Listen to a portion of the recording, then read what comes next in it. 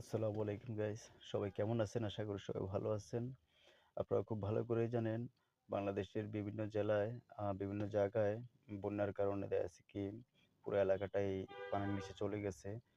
বিশেষ করে ফেনী, নোয়াখালী, কুমিল্লা, আ লক্ষ্মীপুর আমাদের এসব অঞ্চলে দেখা যাচ্ছে কি পানিতে একেবারেই এলাকাগুলা পানির নিচে চলে গেছে।